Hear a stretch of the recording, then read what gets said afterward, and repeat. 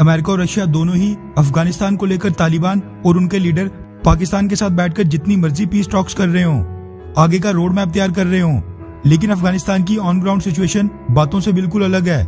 और तालिबानी गुटों के लोग लगातार पब्लिक प्लेसेस पर हमला करके आम लोगों को निशाना बना रहे हैं। कभी वो अफगानिस्तान में गुरुद्वारे पर हमला करते हैं तो कभी फीमेल जजेस पर।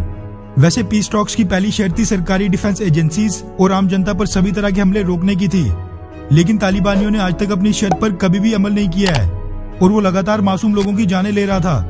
अब अफगानिस्तान सरकार तो अमेरिका और रशिया के भरोसे बैठ नहीं सकती थी, इसलिए उसने कम रिसोर्सेज होने के बावजूद वो किया जो कि उसको करना चाहिए था।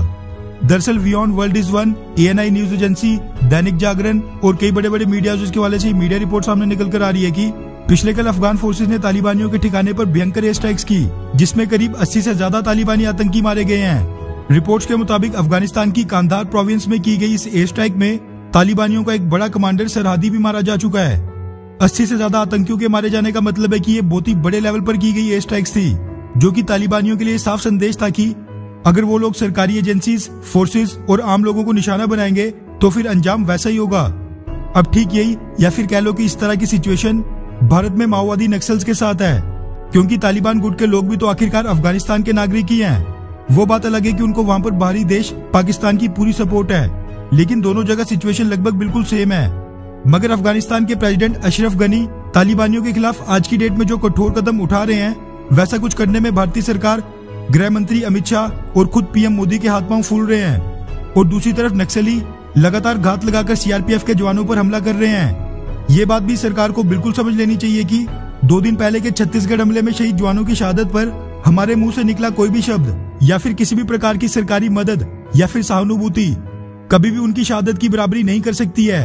ऐसे में कड़ी निंदा या फिर दुख प्रकट करने से अच्छा है कि इन सभी देश के शहीद जवानों का बदला लेने के लिए अफगानिस्तान की तरह कोई कठोर कदम उठाए जाएं।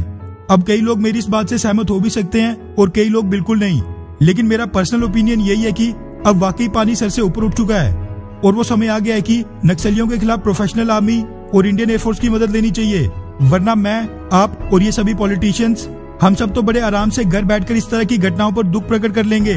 2-4 दिन के लिए हमें देशभक्ति की भावना उमड़ जाएगी, मगर सच्चाई ये है कि उसके बाद हम फिर से ये बातें भूल जाएंगे।